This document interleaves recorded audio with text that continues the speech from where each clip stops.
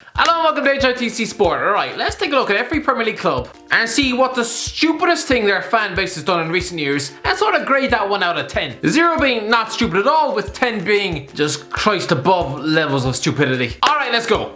Arsenal 7 out of 10. The entire protest against Arsene Wenger, lads. Look, I get that results were poor. The team were folding after Christmas and it just wasn't working anymore. But there is a way to treat your most successful manager of all time, and this is not it. Calling him a dinosaur, a fraud, it was such a toxic atmosphere for the best part of 2 years. This is a man who's led you to 7 FA Cups, 3 league titles, one of which where you didn't lose a single game. A Champions League final, he revolutionised your club from inside out, giving you some of your happiest ever memories, and you're gonna treat him like the second coming of Steve Keane. Absolutely shocking way to treat a legend. Aston Villa 7 out of 10. Why?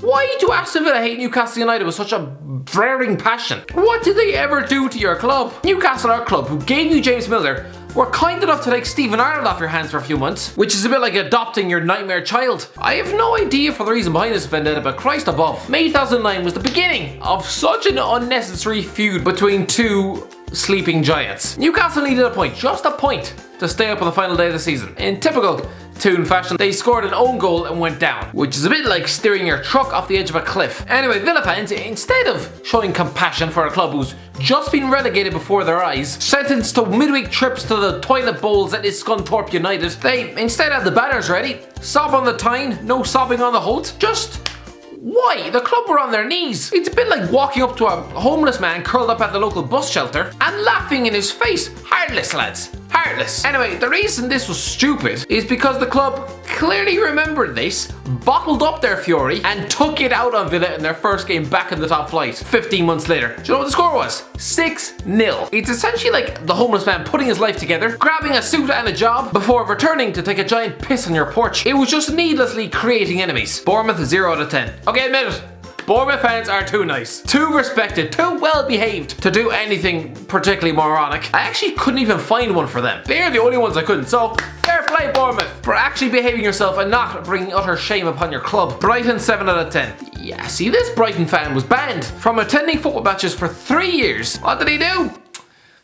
He ran onto the pitch for a Carling Cup game against Liverpool back in 2011. Apparently it was for a dare. Oh, what a mad lad. He ran on the pitch, everyone booed him. He was handed a 3-year ban and fined 200 quid. Running onto the pitch before being tackled by 3 fat stewards. Is it ever really worth it? The answer is no. It definitely isn't. Burnley, 5 out of 10. Fan sues after being hit by a ball. Listen, if you attend a football match, you accept there is a slight risk you will get hit in the head by a vacant ball. Especially if you're paying to see Eddie Ekambai every week. In that case, it's a strong probability. This woman got hit by a wayward ball, probably hit by Ekambai, and so tried to sue her own club because of it. Christ above. Chelsea 8 out of 10. Look, I know Chelsea were going through a bit of a rough period back in the winter of 2015, but still, this is a perfect example of the short memories in football. Here's a middle-aged woman who somehow thought this a good idea, to bring along a hastily scribbled banner on the back of a bedsheet condemning the club's 3 best players. The 3 rats, Hazard, Cesc and Costa. How is she not being dragged out of that stadium by her ears? Let's just forget that she's misspelt the name of the club's best player. Calling those 3 rats just 5 months after they led Chelsea to a League Cup double. Are we serious? Crystal Palace 8 out of 10. Crystal Palace fans accidentally vandalised their own bus. Well, this was just moronic. Back in February 2017, a bunch of young street punks thought it would be very funny and a great laugh if they spray painted the club's entire identity over the opposition team bus, in this case Middlesbrough's. Of course, the fact they picked the wrong bus instead and just cost their own club £40,000 worth of damage to their own vehicle. Oh, Everton 7 out of 10. This is why you should never promise to get a tattoo based on what happens on a football pitch. If Umar Nias comes on to score a winner today, I'll get Angry Birds tattooed on my wrist. Yeah,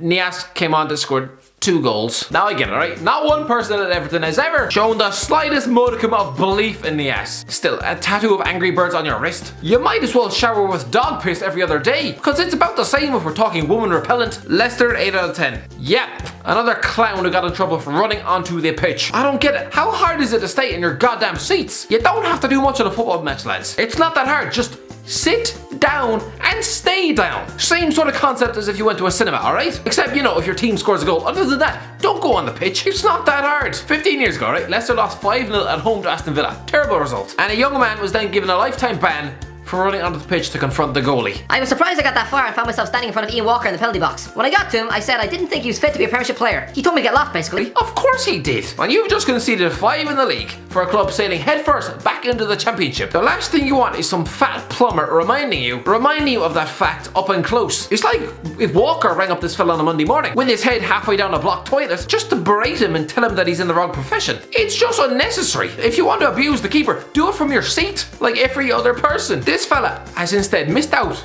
on watching promotion battles, title wins, Champions League football, all because he felt the need to tell Ian Walker he was no good. First of all, thanks for that, Captain Obvious. Purely because of what he's since missed out on, I'm giving this an 8 out of 10. Liverpool 9 out of 10. A Liverpool fan tells TalkSport, we should get a trophy for finishing second this season. Oh, surely this was a wind-up. This is some clown who rang in last season to say there should be a Premier League joint winners trophy, except that's not how football or sport works. This is definitely a guy who framed his participation medals on Sports Day. This is like when we were cheated out of a World Cup with Ireland, and so the FAI actually suggested us qualifying as the token 39th team, and they weren't even drunk when they said it. Man City, 9 out of 10. I never get people who tattoo their bodies prematurely. If you're waiting to put something on your body for the rest of your life, you might want to wait until it's actually confirmed. Yeah, I get that City fans were probably wetting their pants with excitement 10 years ago, having gone from signing Paul Dickoff on a free to being linked with Kaka for £100 million. But why has this absolute clampet gone out and tattooed Kaka onto his chest before he's even signed a contract, before a fee has even been agreed? It's like coming across a girl on Tinder and planning out a wedding before she even looks at her phone. Man United, 9 out of 10. Manchester United fan calls 999 over Nanny's red card. How out of touch can you be? Imagine watching your team battle it out against Real Madrid in the Champions League, and you're so incensed, outraged by a refereeing decision that you call the goddamn cops. These are people trained to deal with things like robbery, murder, and not some millionaire being shown a red card on a football pitch. And for what it's worth, it was the correct decision. Newcastle, 10 out of 10.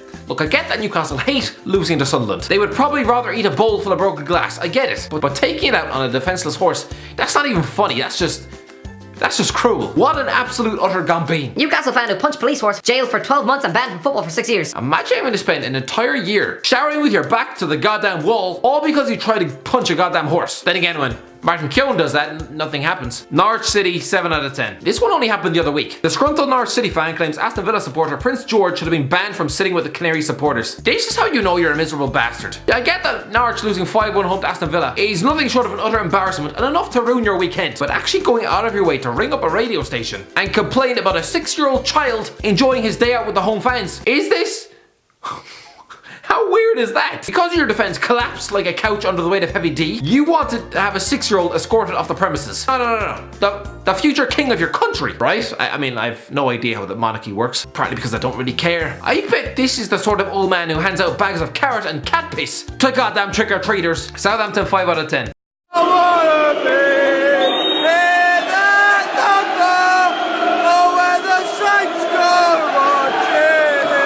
You might wonder why no one else is joining in with this singing. Come on, Southampton fans, you know what I'm saying, don't you? Probably because they're not Southampton fans. The only one sitting in a crowd full of Bournemouth supporters. And no, clearly he's not 6 years old and could very well have had his tonsils ripped out of his mouth if it was any other club, that is. But Bournemouth, we've already established this, they're just too goddamn nice. Try that at Millwall, lads, and you'll probably have your ears ripped clean off your head. Sheffield United, 9 out of 10. Oh, for God's sake.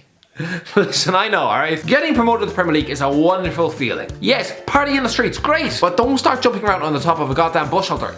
You shouldn't have to learn this off some idiot on YouTube. You should already know that's a bad idea. I shouldn't have to say it's goddamn common knowledge. These are not designed for gormless idiots to climb on top of and to perform in the Macarena. This fella had to go to the hospital because of this. Lads, please, stop dancing on the top of bus shelters. Tottenham, 9 out of 10. Tottenham banned fans for throwing urine at West Ham supporters. This was just absolutely rank. 2 lads chucking glasses of piss at the West Ham fans 2 years ago. In what world is that funny or am I missing something? Considering they're just tossing those over there, they could have ended up on a 7-year-old girl or on an old lady. On a family day out of the football. You really want some Clampett's piss soaking your granny. Watford, 4 out of 10. To be fair, Watford fans seem fairly well behaved. This wasn't even that stupid, although it just looked a bit strange, alright? In December 2018, Watford fans brought a bunch of rubber snakes to Goodison Park in their efforts to mock Marco Silva. All in good fun, I guess, but I really doubt the Portuguese boss was bothered that you've chucked 40 quid of your own money to bring in some dodgy rubber toys off eBay. West Ham, 8 out of 10. Probably the way West Ham fans used to treat Frank Lampard, to be honest. There was the old nepotism chestnut, that he was only getting chucked in the first team because his uncle was the manager. The likes of Scotty Canham should be playing ahead of him. That was a good one. The same Scotty Canham who built a career consisting of Leyton Orient, Cheshire United, Woking, Farnborough Town, Grays Athletic and Turlock. Whereas Lampard would go on to win every trophy under the sun for his club and become Chelsea's record goal scorer from midfield. The man was too good for West Ham, and you chased him out of town for no earthly reason. You only have yourselves to blame for that one, lads. Shocking. Wolves 7 out of 10. Wolves fan receives 3-year ban for throwing pie at West Ham supporter. Yeah, in February of this year, a 44-year-old woman was banned for 3 years for throwing a pie at the West Ham fans. This might be common practice at the circus, but at a football match, please don't chuck pies at the opposition. Anyway, that's the end of the video, lads. Have I missed out anything crazy or stupid, really, that your fans have done? Let me know in the comment section below. If you enjoyed the video, don't forget to like, share, and subscribe. And as always, I'll talk to you in a while.